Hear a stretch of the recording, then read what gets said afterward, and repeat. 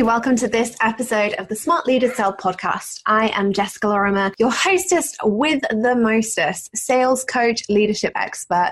And I'm really, really excited because today is Monday. And I know that not everyone gets massively excited about Mondays. I know that when I was in my corporate job, I didn't really. And actually, do you know what? I don't get massively excited about Mondays now. I'm not entirely sure whether I'm just a really lazy person and I kind of like, oh, working week. I know that we are, as business owners, we're all running businesses that we're excited about and we're passionate about. And, I think there's a huge trend online of seeing all these people saying, yay, it's Monday and I'm ready to slay. But in all honesty, I wake up on a Monday morning and I'm less slay and more, oh my God, give me coffee and let me be human. So why am I so excited this particular Monday morning? Well, for those of you who haven't heard / been living under a rock, my book comes out this week. Whoop, whoop, whoop. Honestly, I couldn't be more excited. Also a little bit terrified. We had a number of just little technical issues that came up as and when with the book. So getting the book cover created and designed. And we had a couple of little issues with printing.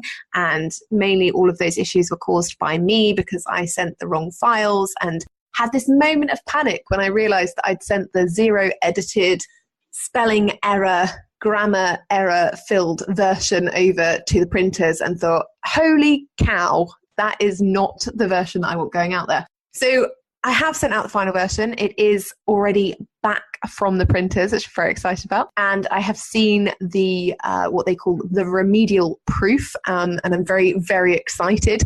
It looks, I want to say, awesome. And the content is phenomenal. So if you haven't yet got yourself on the waitlist for the book, please make sure you go and do that. The link is in the show notes. And it's very simple anyway. It's jessicalorimer.com/book waitlist. But you can go and grab that in the show notes, grab a place, watch the launch in action and see what everybody thinks of it. So that is why I'm excited. It is Monday, this Monday, and actually this week is going to be a huge week because we have the book coming out on the 10th of February, which is Saturday. And that's the same day that I am running my live inaugural Smart Leaders Sell event at the Ritz in London. So we have a ton of amazing people coming to the Ritz in London from 12 to 5 on Saturday afternoon, and we're going to be holding the monetization event of the year, and I am calling it that. It's the monetization event of the year. We've also got almost 100 virtual attendees. So for the people who couldn't get to London, we've got virtual tickets for them and they'll be attending and taking part and interacting as well from all around the world. So I'm, this week I am super excited, couldn't be more nervous because hosting your first live event and launching your book at the same event and doing it all in 1 week is a little bit scary. So leaves me open to potentially a few issues, but it's also meaning that I'm hitting the coffee pretty hard this week, focusing on some really fun things, i.e. stuffing gift bags and looking at pretty pictures and trying to, sit on my hands and stay calm and not count the hours until the event starts. But all very, very exciting. And this episode is something that ties directly into that. So for the last, 6 months, I've been ostensibly writing a book. And actually, it's quite a long process writing a book. I never realized. I thought it was just going to be like my university dissertation, where I could kind of bash it out in about 3 or 4 days and not really be that invested in the outcome. But actually it's taken me a good 6 months of research, hard work, actually writing the damn thing. And I'll be honest, I'm not somebody who is massively patient. So that's why this episode is all around taking swift action and the difference that taking swift action means to your business and to your bottom line. So writing the book was not a last minute decision. It was something I'd been thinking about for, about 2 years. And I'd been thinking about writing it. And I was one of these people who was like, yeah, I'm going to write a book. And I just never got round to it. I never got round to actually picking up the pen or picking up the piece of paper and making it happen. And so it was a shock to me, really, when I woke up one morning and went, no, I'm actually going to write that now. And it was funny because even though it's been 6 months of quite hard work and a lot of research and effort. And when we're talking about effort, it's sustained effort. You have to get up every day and you have to think, oh goodness, I've got to write the book and I've got to do some words and I've got to, talk to the people about the cover and all this kind of thing. It's sustained effort. And that always really put me off. The 2 years previously that I didn't bother writing the book, it really put me off because I kept thinking, I'm just not that person. I don't do long-term sustained effort. I'm best at working in like little mini sprints. But the benefit of taking swift action is that actually I've realized over the last 6 months that you can take sustained, consistent action in an area that you're really interested in. So for example, with the book, I did just wake up one morning and suddenly, I don't know what had changed, I was ready to write the book. I had the plan in my head. I knew what I wanted to say. I knew what I wanted the outcome of the book to be.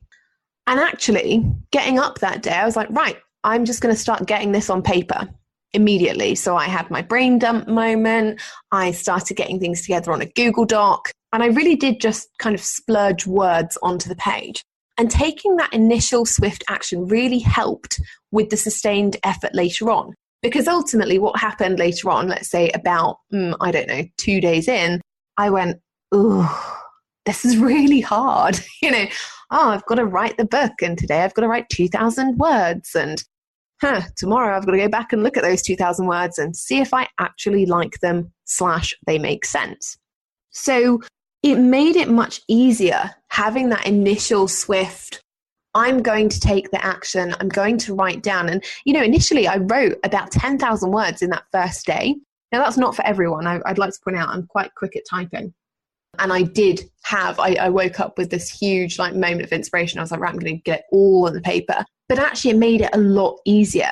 The book has come out and it's about 40 something thousand words. So it's not hundreds and hundreds of pages long, but having that initial quarter done made a massive difference. Really, really did, because it meant that every time I was getting fed up or tired, I could go back to that initial document and I could look at what was coming next and just pick the part of the book that I could get interested in and excited about that particular day. So that made it a lot easier. But as you may have heard last week, there were a couple of instances where, again, I had to do this swift action taking. And I want to share those with you and just share what they've done in terms of beating procrastination, in terms of, opportunities they've brought to my business, and then in terms of what they've done for the bottom line as well. Because ultimately, I think sometimes when we come into this online space specifically, we start overthinking our decisions, and naturally we second guess ourselves because decision making is hard. I don't want to put anyone down for wanting to think out their decisions. I'm quite a conservative decision maker. My parents would call me very risk averse. And my boyfriend calls me very risk averse because I like to think everything through to the nth degree. And actually, sometimes what that means is that I never get things done. And it also means that I forget to live in the present, because there are some times, and there might be people listening who also do this, where if there's a problem or there's something that happens that is unexpected, I will jump 10 steps ahead. So for example, if Max, my dog falls off the sofa and he's whining, I'm like, oh gosh, there's that initial moment of panic and is he okay? Because he's a Chihuahua, has he broken something? And in my head, before I've even got to the part of the floor or the carpet that he's on, in my head, I'm already like, oh my God, I'm going to have to take him to the vets. And oh my God, he's probably broken his leg. And oh my God, that's going to cost us a fortune in vets bills. And oh my God, what do we have to do about insurance? Have I got the documentation anywhere? And oh my goodness, what if the break is so bad that they can't fix it? And before you know it, I am in that headspace where Max is in, a little box underneath the garden. Okay. That sounds really morbid, doesn't it? It's like Max is under a little box. I'm looking at him right now and he is cozy on my lap asleep. So don't worry, he is absolutely fine. But we do have this tendency as humans to think about the worst and what if the worst happens? And so what that can sometimes mean in business is that we're putting ourselves consistently in this place of constant adrenaline, constant reactivity, and constant fight or flight mode, right? We're always looking for what could go wrong. And so that usually means that we end up procrastinating, we end up not taking action, and we actually end up losing out in our businesses because we are so focused on the potential for it to go wrong and things that could potentially happen. So this week or last week, because, now we're into February.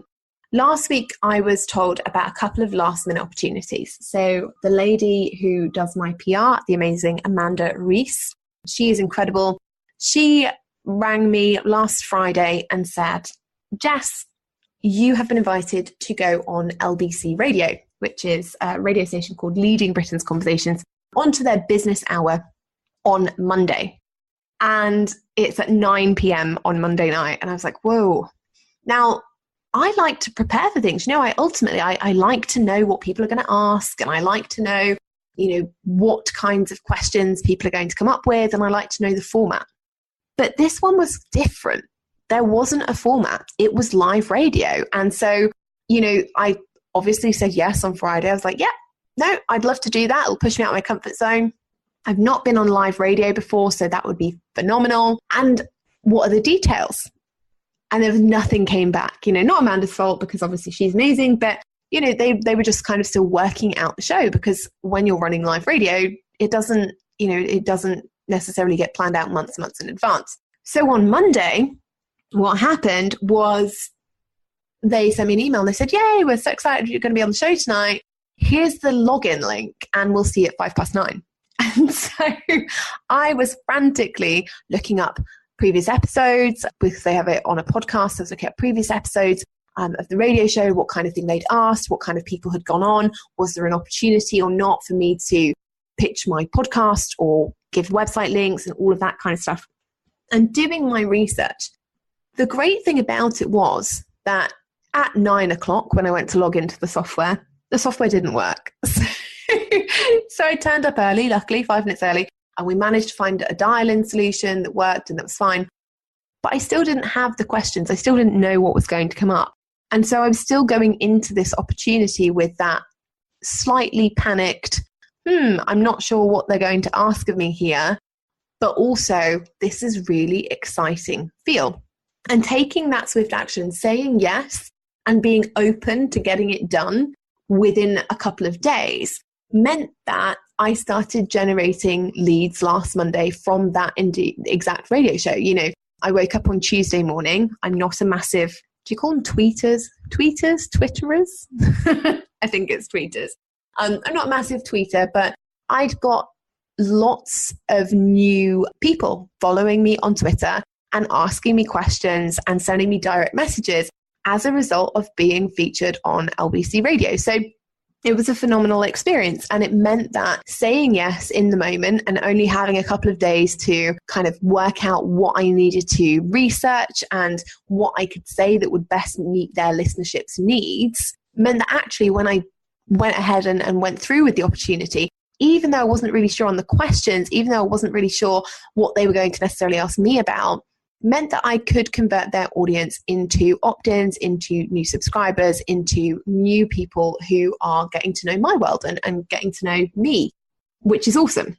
The second thing that came up last week was that I, on Wednesday, went into the private Facebook group for my membership site. So I have a membership called The Dotties, and they're amazing. It's basically a little private community where we go and we be real people. We don't have to be the client-facing versions of ourselves that we probably are in other Facebook groups where we're trying to look for clients. And, we say the real things about business. And someone in there, one of my Dotties, Liz Wilkins, who is a fabulous design ninja. She's actually designing my new planner that's coming out later on this year. She put up a little post and just said, hey, Jess, you talked about the gender pay gap recently. I've just been on Twitter and I've just seen that this journalist wants to talk to somebody about the gender pay gap on the Channel 5 news tonight. And I was like, oh, that's interesting. And I thought I'll lead by example. Now, at this point, it was 1:30 on a Wednesday afternoon. I would like to put the caveat in here that I do work from home and I am never a makeup fan. So at this point at 1:30 on a Wednesday afternoon, I was sat in my tracksuit bottoms with a cup of tea, with my boyfriend's jumper on, hair scraped back, luckily had been washed the day before, so it was fine. It wasn't too hideous. But I said, okay, cool. I will go and I will tweet her and just see whether I'm the sort of person that they want. So I sent a quick DM to this lady, Helena, and I said, look, just been told that you've got this opportunity. You wanted to talk to somebody about the gender pay gap. I was involved with the private roundtable event 2 weeks ago with Vitesse Media, speaking to them about the gender pay gap. And I've done a couple of sound bites. Here they are. Let me know if you would be interested in having a chat. And so she came immediately back and she was like, yeah, great. Let's get on the phone. And so at 2:00 that afternoon, I was on the phone to the associate news editor over at Channel 5. And she was like, yeah, we think you're great. Producer thinks you're great. You've got some good views on stuff. We'd love you to come down and be on the television tonight. Live television. I was like, oh. So I said, okay, what time? And she said 6:00. So I was like, okay, it's 2 by this point, after we'd gone and we talked to the producer and all this kind of stuff. By this point, it was 2:45. And I said, okay, I can get there, but I need to be on the 4:00 train. So I had an hour to get myself dressed, brush my hair, straighten it, put some mini makeup on just so I could look human for the journey, and rush up to London from Southampton. And it's, hour and a half on the train. So anyway, I rush all the way up there. And in the meantime, I'm in my community and I'm saying I'm actually really nervous. I've never been on television before and it's going to be live. And I'm somebody who, when I get nervous, I talk more and also I swear more. So I was really concerned that I was going to drop an F-bomb or something on live television before the watershed, at which point, obviously, my entire business would be screwed because nobody likes somebody that does that, right? So it was actually quite nerve-wracking. But went up, went to Channel 5, got there at 6:00, went into hair and makeup, and the program itself was on at 6:30. And it was so much fun. I had an absolute blast. I got to sit there and, get mic'd up and talk to the presenter. We did a 4-minute slot, so it's like tiny slot, felt like hours, and came out and my phone was blowing up. And it was just phenomenal. There were so many people in my community who I was so grateful to for taking the time out to watch it, who gave me their feedback, told me what they really thought about how I did. Not to mention a bunch of messages from my mum, who was, incredibly happy that I was on live television and has recorded it / not recorded it because she doesn't know how to use the recorder. So she's got like half of me and then, about an hour's worth of the rest of the news. So, it was a really, really exciting opportunity. The point is not that I did some really cool stuff last week. I did. That was awesome. But the point is that if I hadn't taken immediate action on the opportunity, if I'd have seen Liz's post in the Facebook group and said, oh yeah, that looks cool, Liz, I might get back to her, later on at like 3 or 4 o'clock when I can, I would have missed the opportunity because I wouldn't have been able to get to London in time. And I wouldn't have been able to be there. I wouldn't have been able to be on the live television show. And, subsequently from that, I've had lots of people who, again, they've approached me, they've come to join my Facebook community, they're starting to follow me on Twitter, they're signing up for my newsletter. I wouldn't have had any of that response had I waited. Now, this doesn't mean be completely reactive in your business, because obviously we all know that when you're reactive in your business, when you're just reacting to opportunities and situations that come up, it means that you don't ever have a plan for long-term growth. But taking swift action on opportunities that need to be done immediately or need to be taken action on immediately actually has a much better result. So if we think about it in sales terms, for example, how many times have you been sat there in the bath or shower? I tend to get all of my best ideas there, and you're sat there on like a Monday evening, 7 o'clock in the bath, and you're like, oh, I have this great idea for a program. And I don't know if you're anything like me, but I tend to, when I have a great idea, I stick it in my phone and promptly forget about it. And so I'll have a great idea and it'll go into my calendar and I'll say to myself, I'm going to write that blog tomorrow, or I'm going to create that program tomorrow, or I'll do, that Facebook post tomorrow. And tomorrow never comes. But when we have an amazing idea that we are really, really thrilled about, when you have that golden idea for that new program, or you think, there's this offer that I just have to put out that my audience really needs and will love, or I've, woken up and I've got the entire book planned in my head and I need to get it onto paper. When you have that moment, it's okay to drop other things and take that swift action just to get that initial traction. Because ultimately, when we take immediate action, especially when it comes to sales, which can be fairly nerve-wracking activity, it can be nerve-wracking to put out new offers and, to plan them out and to talk to people about them, pitch them, all that kind of stuff. When we're taking immediate action, we're so caught up in the here and the now that actually it can stop those nerves. It can stop them in their tracks. And it can, instead of putting you into the nervous space, it actually puts you into that excited, this is amazing, I'm really excited about this idea and I need to get it out into the world space. And that's a really, really big difference, because even if you just give it that extra day, you start to go into the overthinking fight or flight mode that we were talking about earlier, where you then naturally start to put up barriers, you start to think about the consequences, you start to think about, or to the nth degree, about what could potentially happen. Taking swift action when it comes to selling something is really, really important. And I think it's something that we need to learn to apply to all aspects of the sales process. So for example, if you have that amazing idea for that offer or service or program, get out of the bath, get dressed. That's the caveat, right? You don't want to be wandering around doing this in the cold. And map out the offer. Map out the offer, map out a social media post. If you have to do it in the bath, on your phone, all good, but get it out there and get it done so that as soon as you're ready, you can roll with it, rather than writing out the basis of the idea and having to come back and try and remember what you were thinking or why you were so passionate about it. Equally, if you are in an unexpected scenario, so for example, if you're in a Facebook group and people are asking you for help and you've kind of given them everything that you could that would be a free resource, at that point, take swift action. Say, look, this is what I do for a living. I can give you the links to some other free resources, but in all honesty, with the questions you have, I'd just really love to have a chat with you. Let's get on the phone. Let's understand where you are, and I'll see if I can help you.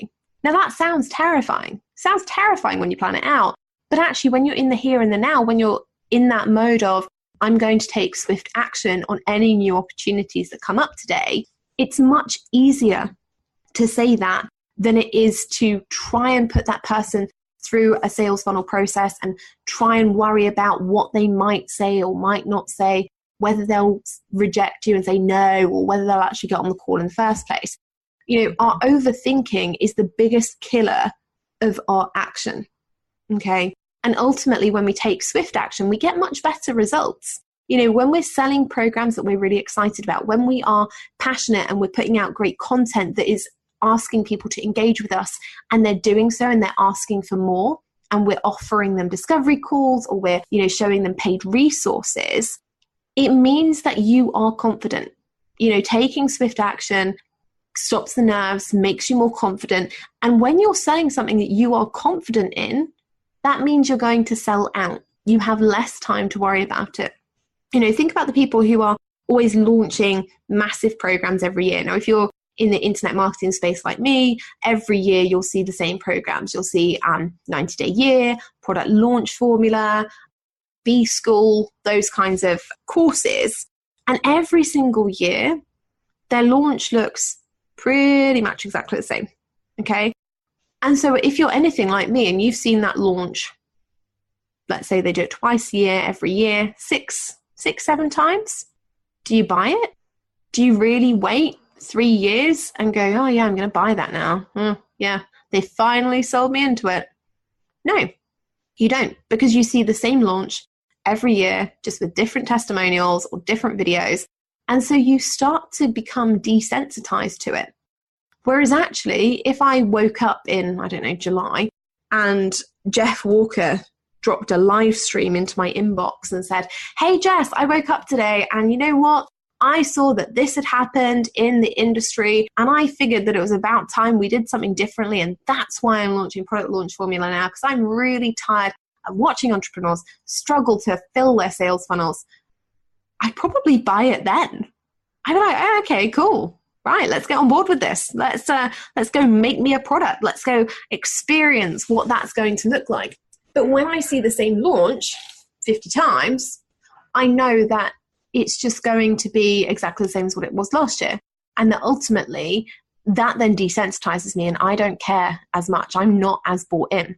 So taking swift action, if you have an evergreen product, can be something that is crucial for jazzing it up. Because when we see the same things all day, every day, we don't prioritize them as much anymore. We assume that they're not going to be good for us, or they're not going to work for us, or that we don't need to bother about them, when in actual fact it's really, really important. So if you are somebody who's got an evergreen membership site, if you are running evergreen group programs, if you're doing something that you are launching consistently and all of that kind of stuff, what you really need to be thinking about is, how can I make this different? How can I get passionate about it again? How can I re-engage my audience? And sometimes that's going to be about taking swift action. Maybe for you, it's about doing the live stream that says, hey, I have this on Evergreen. You can buy it whenever you want, but here's why you should buy it today.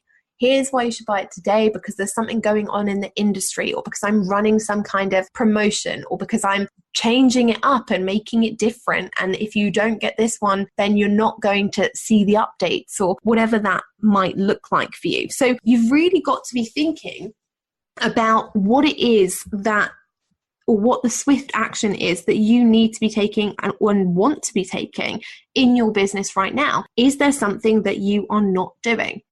Are you sitting there? Are you looking at the hashtag journo requests every day and thinking, oh, I could put myself forward for that, but you never do because you're procrastinating over the pitch and you're trying to write it out 50 squillion times before you actually send it, and then somebody else jumps right in. If that's you, then think about today. Right, today I'm going to take swift action. Today, the first 3 that I see, I'm just going to write the imperfect, perfect pitch, and I'm just going to send it, and I'm going to see what happens. And if it goes really well, then great. And if it doesn't, who cares? There are 50,000 other journalists on Twitter, so it's not a problem. I'm literally just saying this as I've just got a notification. One of my, amazingly, one of my dotties, so one of my members, has just tagged me in a post that says, I've listened to you and been on the journo request search and have just been interviewed about the end of the F1 grid girls debate from my feminist standpoint. I thought, yeah, why not? I have a lot to say about it and they needed it today. So I said yes and didn't even stop to think. How amazing is that? Well done, Gemma Stowe. When you listen back to this episode, I know that I'm really, really proud of you and that I will respond to your post in a sec. But you've got to be thinking about that, just like Gemma, say yes and figure it out. Okay. I think a lot of the things that stop us when it comes to making money online consistently, when it comes to building our visibility and our brand across multiple platforms, is that we don't say yes enough. We say yes, and then we counter it with yes, but I need to write the pitch. Yes, but I need to do everything perfectly. Yes, but I need to put the entire funnel in place before I can ever get anyone to look at it. Yes, but. And really, yes, but just means no. So if I've inspired you to do nothing else this week, please have a think about the things that you need to take swift action on in your business this week and make them happen. And feel free to email me. I would love to know what it is that really kept you stuck and what you have gone on and got unstuck this week. What are you going out there to do? Are you going to be looking at getting more PR in your business? Are you going to be looking at launching that brand new product that you just had a crazy idea about while you were listening to the podcast this morning? Are you going to be doing something else? Are you going to be doing some proactive outreach? Are you going to be chasing up that opportunity that you thought had been left on the table last month, but actually you really want to reach back out and follow up with and just see if they can still move ahead?